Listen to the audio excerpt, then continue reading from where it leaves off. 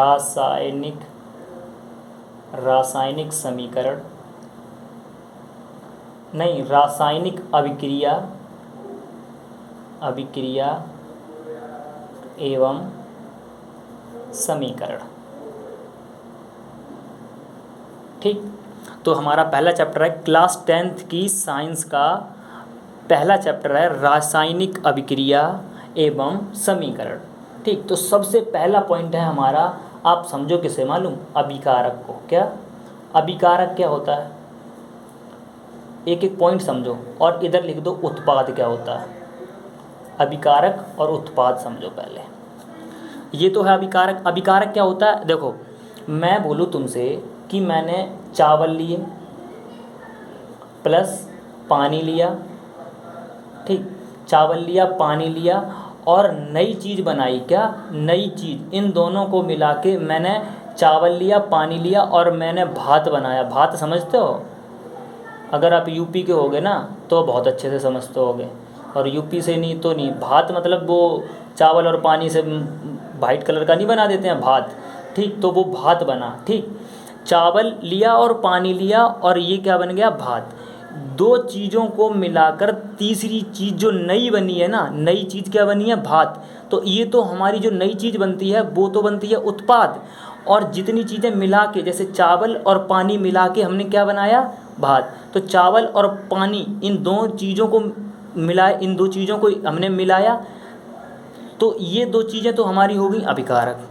अगर अब भी समझ में नहीं आया तो एक चीज़ और ले लो, एक एग्जांपल और ले लो। मैं दूसरा एग्जांपल ले रहा हूँ, जैसे कि आप अभिकारक समझो।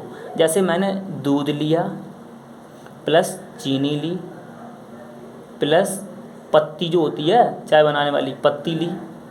ठीक, ये तीन चीज़ें लेके मैंने एक तीसरी नई चीज़ बनाई, क्या, चाय। तो दूध में दूध पड़ेगा, चाय में क्या क्या पड़ता है, दूध पड़ेगा, चीनी पड़ेगी, पत्ती पड़ेगी। ठीक, तो तीसरी चीज़ जो हमारी बनेगी ये तो हमारी हो जाएगी उत्पाद। क्या, ये तीसरी चीज़ हमारी क्या हो जाएगी, उत्पाद। ये भी उत्पाद हो जाएगा। और जो नई बनती है, अब जैसे दूध हो गया, दूध को मिलाया, चीनी को मिलाया, पत्ती को मिलाया, ये हमारे अभिकारक कहे जाएंगे। क्या, ये वाले, दूध हो गया, चीनी हो गया, पत्ती। ठीक, और इनसे मिलकर जो नई चीज़ बनेगी, चाय बनी ना, तो ये हमारा हो जाएगा उत्पाद। अब ये तो समझ गए ना अभिकारक और उत्पाद। अगर अब भी ना समझे तो एक एग्जांपल और ले लो भाई साहब, बस तुम्हारे घुस जाए। मान लो कि मैं समोसा बनाना चाहते, जैसे मैंने आलू ले लिया प्लस, और समोसे बनाने के लिए क्या क्या ज़रूरत पड़ता है, आलू की पड़ती है और मसाले की पड़ती है। यार कैसे कैसे एग्जांपल लिख पा रहे हो हम पे, मसाले की, आलू की, और कुल चीज़ों की ज़रूरत पड़ती है समोसे में बनाने में। ठीक है, और मसाले, आलू और क्या क्या यार पड़ता है, तुम ऐसे ही समझ लो। हैं, तो मैं आलू डालूँगा, मसाले डालूँगा और तेल वेल, क्या, तेल में तलते हैं। जब ये तीन चीज़ों को मिला के चौथी चीज़ क्या बनेगी, समोसा। चौथी चीज़ बनेगी। जो नई चीज़ बनी ये तो हमारी हो गई उत्पाद, और ये आलू और मसाले और तेल, ये तीन चीज़ों की ज़रूरत पड़ी इसे बनाने के लिए। इन्हें बनाने के लिए ज़रूरत किसकी पड़ी, आलू, मसाले और तेल। तो ये हमारे हो जाएंगे अभिकारक। अगर अब भी समझ नहीं आया तो भाई इससे आसान तरीका नहीं है। देखो, अभिकारक ये हो गए, उत्पाद ये हो गए। अब तुम्हारे समझ आ जाएगा कि रासायनिक अभिक्रिया क्या होती है, बहुत अच्छे से समझ आ जाएगा। पहला पॉइंट डालो, रासायनिक अभिक्रिया। रासायनिक अभिक्रिया, अब इसे समझने की कोशिश करो। देखो, रासायनिक अभिक्रिया क्या होती है कि देखो, रासायनिक अभिक्रिया, मैं आपसे बोलूं कि दूध से, क्या, दूध से दही बन सकता है। ऐसे इधर से ले लो, क्या, ऊपर से लो, ऊपर से, दूध से दही बन सकता है। तुम बोलोगे हाँ बन जाएगा। क्या दही से दूध बन जाएगा? दूध से दही तो बन सकता है, पर दही से दूध कभी नहीं बनेगा। तो पहली चीज़ समझो, ये दूध जो है हमारा, ये क्या है, अभिकारक। क्या, अभिकारक।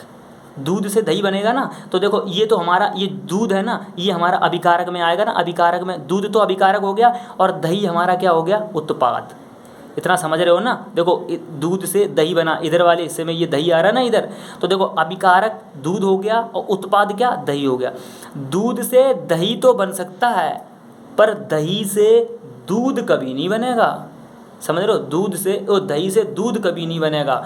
अब हम साइंस की भाषा में ये कह सकते हैं कि अभिकारक से उत्पाद बन जाएगा। क्या, अभिकारक से, ये अभिकारक है ना, इस अभिकारक से उत्पाद बन जाएगा। पर उत्पाद से क्या, ये उत्पाद है ना, ये दही क्या है, उत्पाद, उत्पाद से कभी अभिकारक नहीं बनेगा। यही होती है हमारी रासायनिक अभिक्रिया। तो मैं एक डेफिनेशन लिखता हूँ कि देखो ये अभिकारक से क्या, अभिकारक से उत्पाद, उत्पाद बन जाएगा, पर क्या, अभिकारक से उत्पाद बन जाएगा, पर कभी भी क्या, कभी भी उत्पाद से अभिकारक नहीं बनेगा,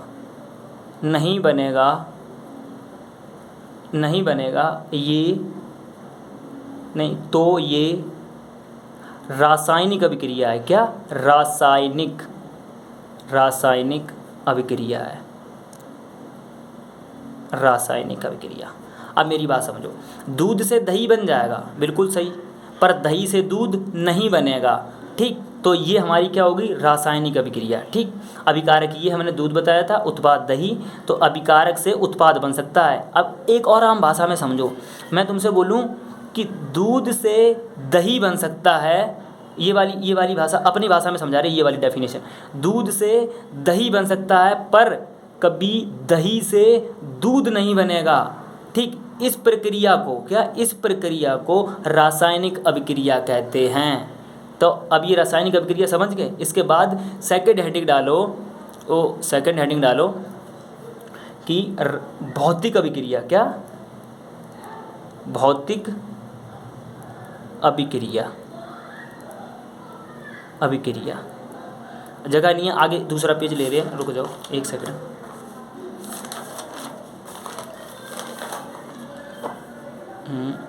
यहाँ पे देखो दूसरी हेडिंग है हमारी, भौतिक अभिक्रिया, फिजिकल रिएक्शन,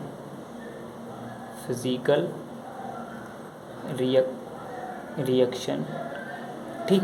और वो जो रासायनिक अभिक्रिया होती है वो केमिकल रिएक्शन। तो अब ये समझो ये भौतिक अभिक्रिया क्या होती है। तो एक चीज़ समझो, पहले मैं तुम्हें एग्जांपल देता हूँ कि अभिकारक समझ गए थे ना, अभिकारक मैं ऐसे ले लूँ कि एक ये है बर्फ़ का टुकड़ा, ये क्या है, बर्फ़ का टुकड़ा, इतना समझ रहे हो, ये बर्फ़ का टुकड़ा है, और ये क्या है, अभिकारक, ठीक। और ये बर्फ़ को, ये क्या है, यहाँ पे लिख दे रहा हूँ मैं, बर्फ़। अगर मैं इस बर्फ़ को क्या, इस वाली बर्फ़ को मैं गर्म करूँगा, क्या, मैंने इस वाली बर्फ़ के टुकड़े को गर्म किया, तो क्या बन जाएगा, पानी।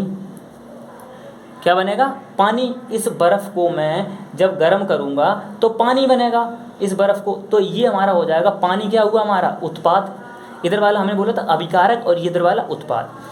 जब मैंने बर्फ़ को गर्म किया तो पानी बना।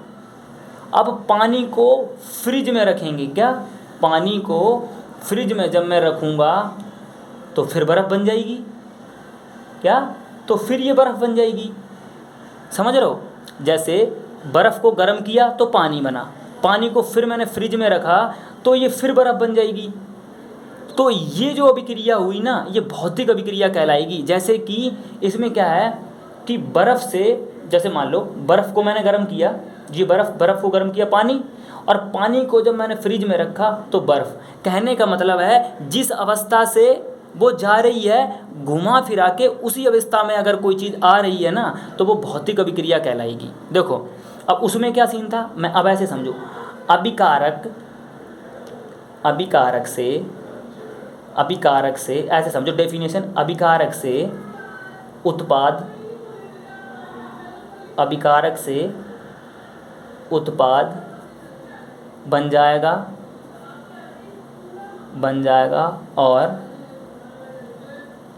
और अभिकारक से, और उत्पाद से क्या, और उत्पाद से अभिकारक बन जाएगा, अभिकारक बन जाए तो इसे भौतिक अभिक्रिया कहते हैं, भौतिक अभिक्रिया कहते हैं। अब देखो मेरा एक और तरीका समझो कि मैंने क्या बोला कि अभिकारक उत्पादक बन जाए, क्या अभिकारक उत्पादक बन जाएगा, ये अभिकारक क्या उत्पादक बन जाएगा, मतलब बर्फ़ का टुकड़ा है पानी बन जाएगा, और उत्पाद से अभिकारक बन जाएगा, उत्पाद से अभिकारक बन जाएगा, मतलब पानी को जब फ्रिज में रखोगे तो अभिकारक मतलब बर्फ़ बन जाएगी तो अभिकारक बन जाएगा, तो इसे हम भौतिक अभिक्रिया कहेंगे। क्या, भौतिक अभिक्रिया कहेंगे। अब देखो अभी भी अगर नहीं समझ आया तो एक तरीका है, मैं अपनी भाषा में देखो कि बर्फ़ से क्या, ये अभिकारक है, अभिकारक की जगह मैं ले रहा हूँ बर्फ़ से पानी बन जाएगा, बर्फ़ से पानी बन जाएगा, पानी से क्या, पानी से बर्फ़ बन जाएगी,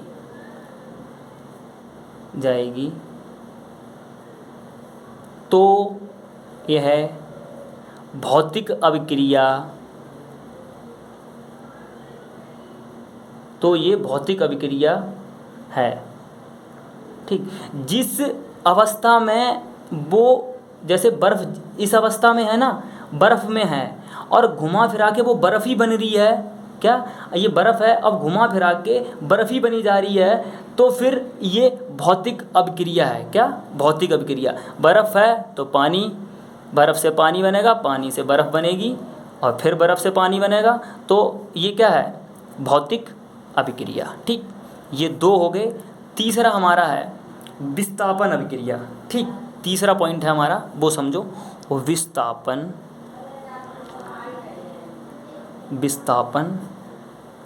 अभिक्रिया, विस्थापन अभिक्रिया। अब ये देखो